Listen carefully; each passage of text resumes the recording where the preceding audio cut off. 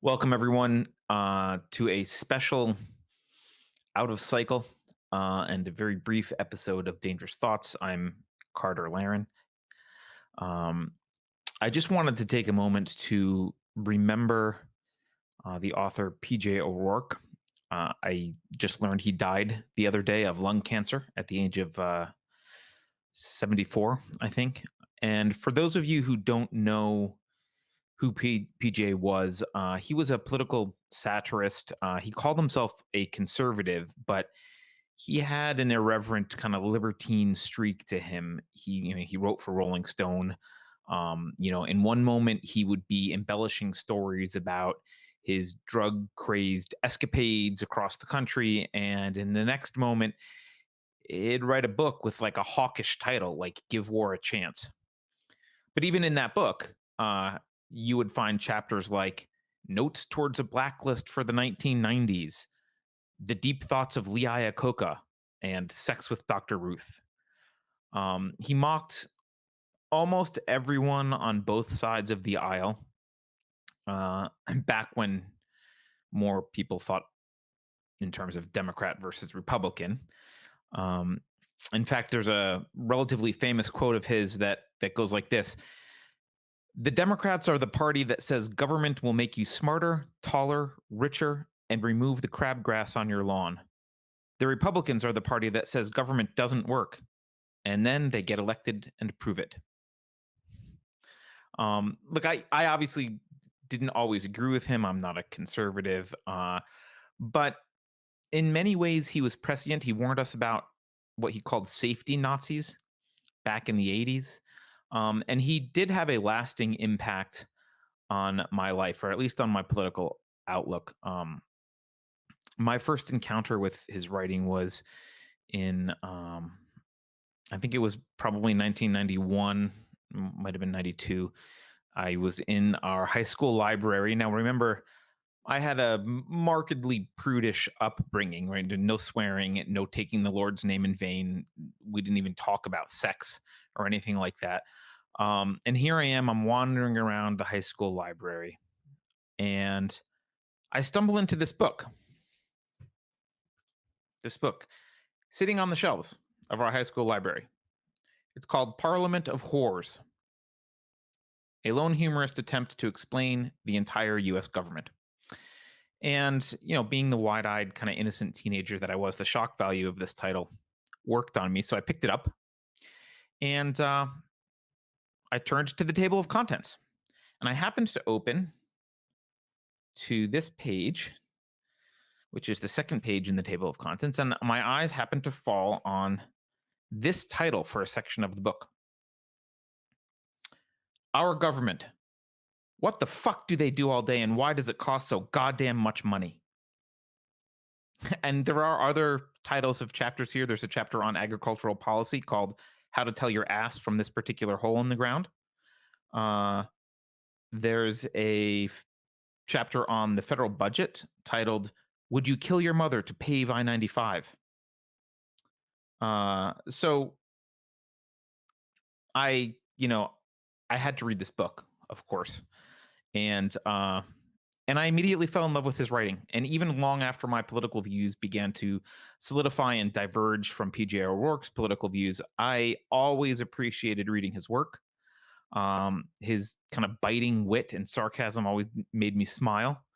Uh, and I'll miss him. I'll miss him. So I thought I would read a few passages in honor of PJ O'Rourke. For those of you who don't know anything about him, or never heard of him, or whatever. So I'm just going to read a little bit. We'll start with Parliament of Whores. Uh, don't worry, I won't read too much, but I want to get you to understand the flavor of what PJ O'Rourke was like, what it was like reading him.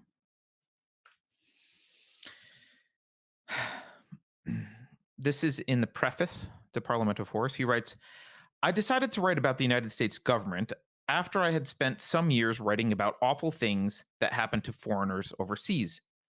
It occurred to me that some pretty awful things happen to us right here. Furthermore, they happen in English, so that I could ask people why they were doing the awful things or getting the awful things done to them. Anyway, I thought I'd observe the 1988 presidential race and then go to Washington for the first 6 months of the new administration, learn everything there is to know about government, and write a book. But the 6 months turned into 2 years. I'm not sure I learned anything except that giving money and power to government is like giving whiskey and car keys to teenage boys. And what resulted was not so much a book as a great digest of ignorance. Let's see, later in the book, actually, here, we'll read from the very first chapter, just a bit on American civics. So he starts his exploration by going and looking at an American civics textbook. It's titled American Civics. And he writes, American civics is, of course, completely up to date. Its blurry, stilted photographs of people in unfashionable clothes are printed in color instead of black and white. Its page layouts have been tarted up with cartoons, pastel type, and USA Today style lists of fun facts to suit the attention span of the Sesame Street generation. And dispersed throughout the book are little boxed items such as this. Can you guess? One of our presidents had a serious physical handicap. Who was he? Answer on page 578. The answer is not, by the way, Ronald Reagan, and his handicap was Nancy.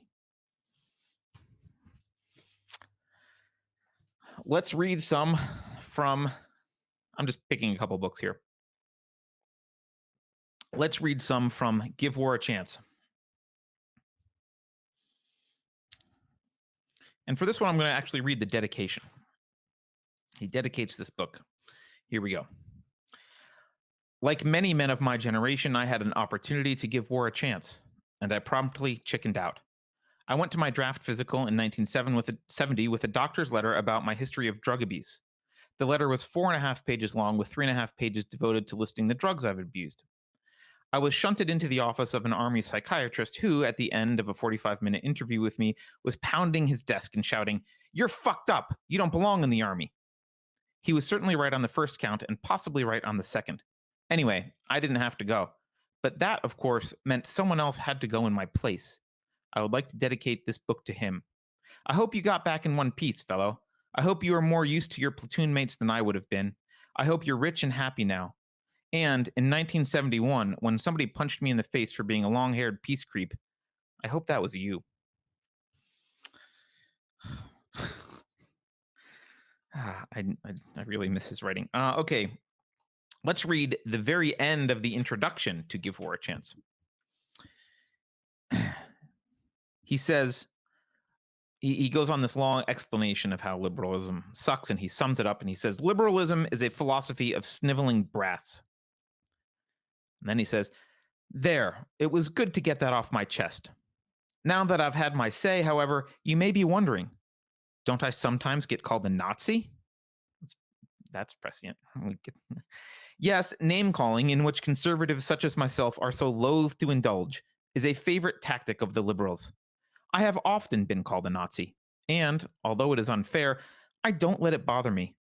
I don't let it bother me for one simple reason. No one has ever had a fantasy about being tied to a bed and sexually ravished by someone dressed as a liberal.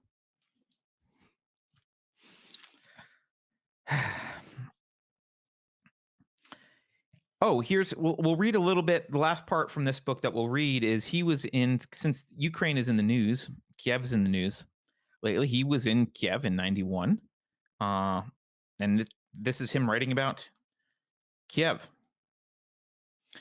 He says, it's impossible to get decent Chinese takeout in China. Cuban cigars are rationed in Cuba, and that's all you need to know about communism. But communism is illegal in the USSR or the Soviet Union or the Union of Sovereign So-and-so Republics or whatever they're calling themselves. So when you order chicken Kiev in Kiev, chicken is Finnish, says the large mopey waiter, making two fists and banging his forearms together in the national signal for, we're out of it, or we're closed, or anyway, the hell with you. I never did get to place an order. And later he says, but you couldn't blame communism. Communism was illegal, and communism was especially double illegal in Kiev. Kiev being the free and democratic capital of the entirely and completely, you bet, independent Republic of the Ukraine. On September 15th, the day I arrived, there was a huge rally downtown where thousands of citizens cheered as members of the Ukraine parliament officially declared the Ukraine independent. This is the fourth time they've officially declared this, said Marina. So I guess independence in these parts works the same way the restaurants do. Last book. But I'm going to read a decent amount from this book. This book's from 1987. It's called Republican Party Reptile. And I'm gonna read the entire, which is short, the entire first part, which is called A Brief History of Man. You'll see that there's some things that he couldn't get away with saying nowadays. But I just like this. This is a brief history. He does it in like a page and a half. The history of the entire human species. Okay. Man developed in Africa. He has not continued to do so there. Previously, all the dinosaurs had died. Paleolithic, Neolithic, and other oddly named men spread. They used fire, but, being very primitive, they used it for everything: food, clothing, and bodily decoration. Caves were painted. Also fixed up and furnished in a simple but attractive style, they were ideal for young couples who were just starting a human race. There was a fertile crescent and a cradle of civilization and several other things that the Sumerians combined to invent writing. Though they did not write novels or short stories. They wrote only clay tablets. The Egyptians built large items out of whatever came readily to hand. Jewishness cropped up and has never been successfully put down. At the same time, or slightly later, counting Phoenicians, there were the ancient Greeks. These were followed by the less ancient Greeks, who were, in turn, followed by Greeks even less ancient than that. The various periods of Greeks can be told apart by how silly the things at the top of their columns are. The less silly, the more ancient. The Greeks invented amateur theatricals in the incredibly long poem that does not rhyme. It was a relief to all when their golden age was over. Greek philosophy, however, has survived the ages and gives us such modern concepts as atoms and platonic love affairs, where no one gets laid. The most famous Greek, Alexander the Great, was not really a Greek at all. In modern parlance, we would call him Yugoslavian. He conquered what passed for the world at the time, but was made to give it back.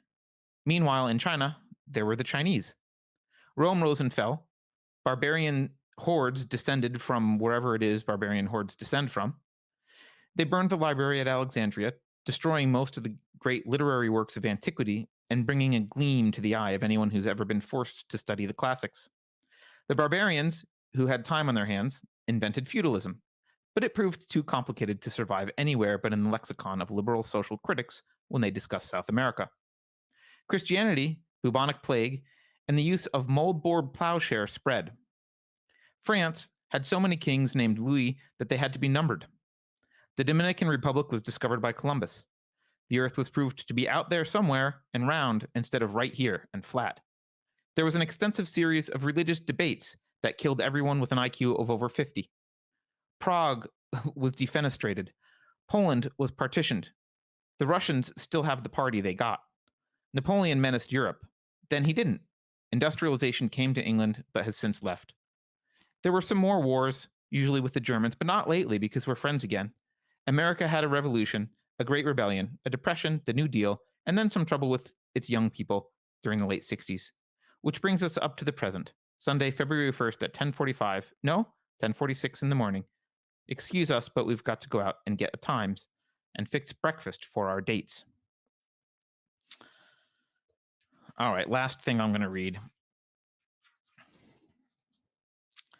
I'm going to read about safety Nazis. I'm not going to read the whole thing. I'm going to skip a couple spots, but it should sort of flow. All right. But there is one menace to Western civilization, one assault on the free world, one threat to everything we value, which the president, he's talking about President Reagan, has yet to confront. I speak of the child-proof bottle top. Now, a child-proof bottle top is a fine thing for a child who has no job or other weighty responsibilities in life and can spend all day mastering the technique of opening bleach and cleaning fluid containers, a leisure pursuit much resorted to by children, as anyone can attest who has watched a 3-year-old tackle the cap on a pint of bug poison with the agility of a pre-Seiko Swiss watchmaker. But an aspirin bottle equipped with such a device is a Gordian knot to an adult who drinks. Consequently, our nation is weakened. Life is filled with pain and sorrow, which facts cannot fail to touch the heart of any perceptive American. Therefore, no US citizen with an IQ over 110 is sober after 6 p.m. in the evening. Yet, he didn't say PM.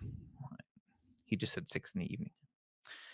Yet we have allowed our country's most effective headache cures to be sealed like the tomb of Amenhotep IV. How can our elite confront Soviet hegemony, lower interest rates without fueling inflation, and draft a viable law of the sea treaty when their skulls are throbbing to the tune of the soundtrack for Zula Dawn? Allen Ginsberg said he saw the best minds of his generation destroyed by madness. I have seen the best minds of my generation go to a bottle of Anacin with a ball-peen hammer. There's an easy solution to all this. Place all the dangerous household substances out of reach in a crib or playpen and put the children under the sink.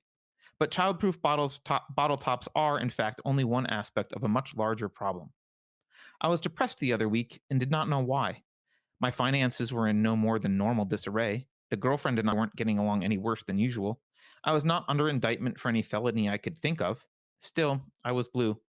Days passed before I realized what was the matter. My car was nagging me. I don't like seatbelts.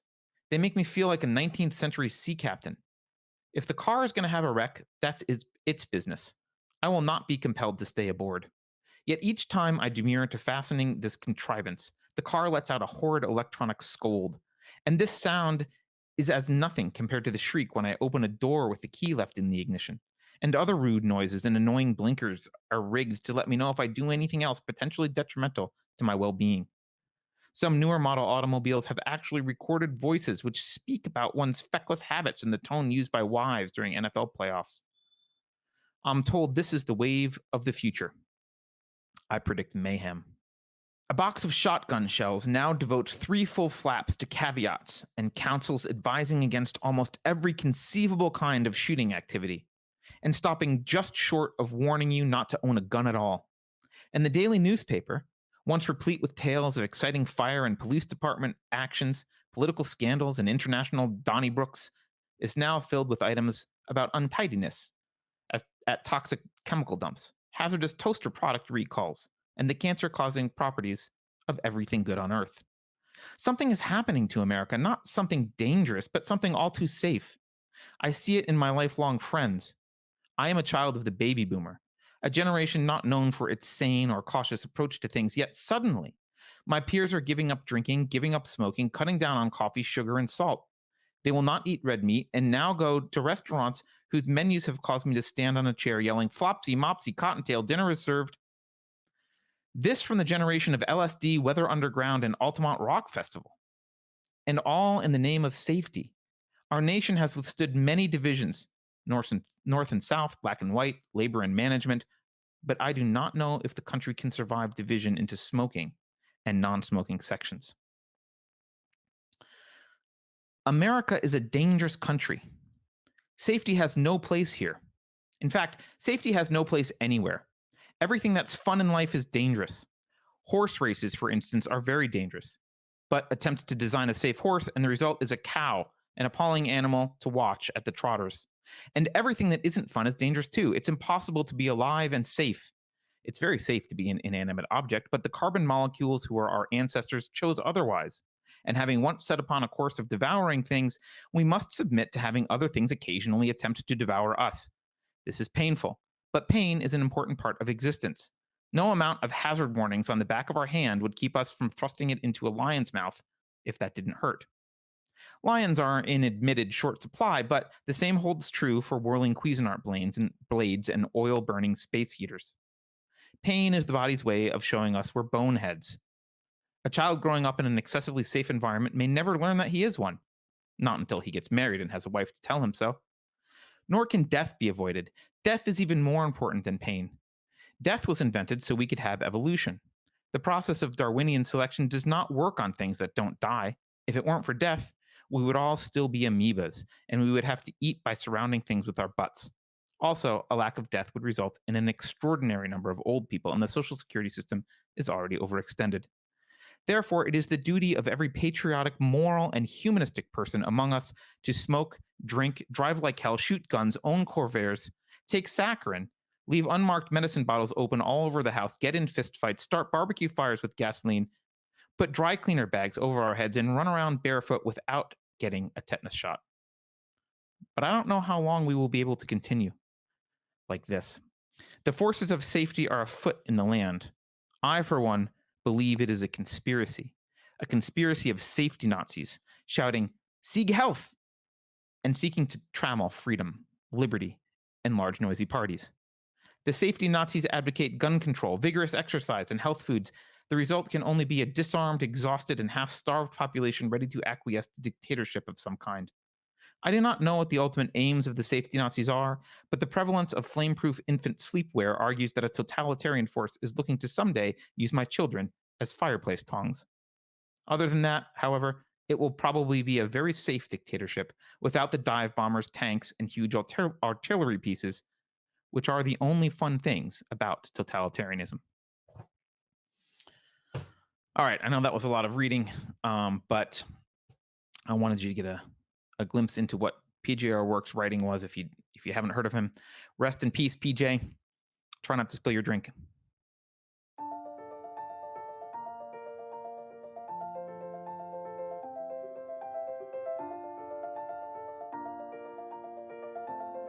Thanks for sticking around until the end. If you're new to Unsafe Space, check out our deep content library that includes discussions with everyone from James Lindsay to Brett Weinstein. And please consider helping to fund our work by visiting unsafespace.com/donate. You can find us on a variety of social media platforms, and you can find a community of like-minded individuals on our Unsafe Space Discord server, which is open to financial supporters at any level. We hope to see you there.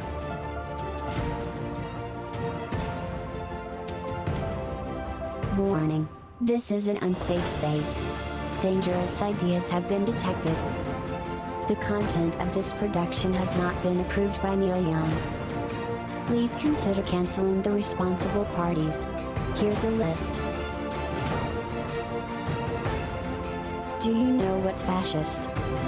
When truckers refuse to deliver products to the ruling class. That's what the dictionary says. I swear. The continued war on drugs will require the distribution of free crack pipes.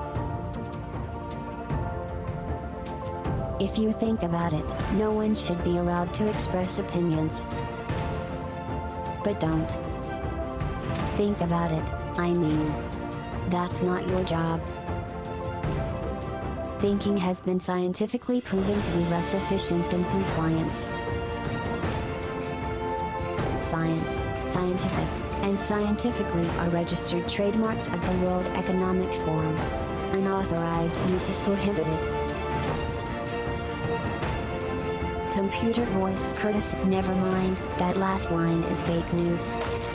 Please disregard it and return to your safe space immediately. There will be cake.